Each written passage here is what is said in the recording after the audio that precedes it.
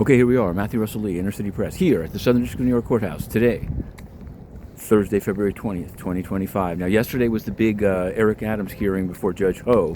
It went, I think, and it seems like for the Emile Beauvais and Eric Adams side, it went pretty well. The questioning was extremely polite.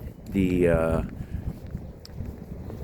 Judge Ho said his jurisdiction to do anything other than approve it is narrow, but he didn't want to shoot from the hip, so he took it under advisement. He didn't ask about two requests that are in the docket to unseal documents, and that seems to be, I don't know. I will have an eye on both his ruling and on the unsealing to find out. Obviously, there's a lot of Sturm and Drang. There's some talk of Mario Cuomo's coming out party into the race in March, and also now of Letitia James urging Adrienne Adams, the city council speaker, to run.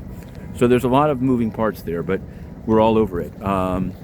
Also yesterday covered the, not final, but a pretrial conference in U.S. versus Nadine Menendez. Her bid to have an expert say that it's totally normal to give gold bars as gifts among Lebanese and Armenians was denied by Judge Stein. He said the proposed expert was really an expert in Syrian television, and also that Nadine hadn't lived in Lebanon in 40 years. But the trial was supposed to start in March. Could be an 8-week trial because Nadine's side is declining to authenticate even records from the Wayback Machine. So there you have that. Today, as the opening arguments should be, in U.S. versus Charlie Javice. This is the case of Frank, the FAFSA fill-out platform that she sold to J.P. Morgan Chase. They never checked how many subscribers she had. She said she had 4 million. She had 300,000.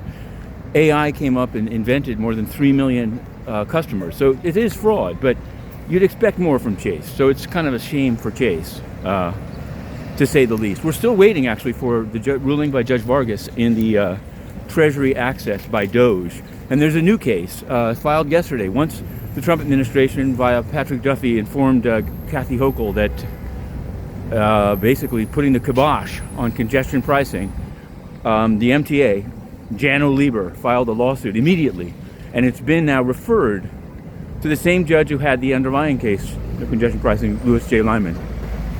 So we'll be covering that one. We'll see.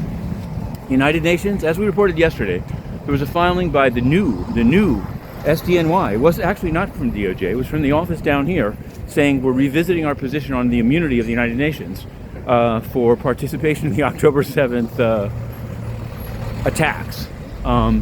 So we asked, seems like a totally fair question, asked in writing, Stefan Dujarric, Melissa Fleming, Antonio Guterres himself in writing, what their comment on this might be, what the implications are. No answer at all, and perhaps not surprisingly, no one they let in even asked the question. The UN is a world unto itself. They believe that they can be immune not only for terroristic involvements, entanglements, not only for deadly negligence of bringing cholera to Haiti, but they can just ban the press that would ask the questions, because those that are inside are basically just looking for sound bites for multilateralism. In any event, we're going in. Here it is, the Southern District of New York Courthouse.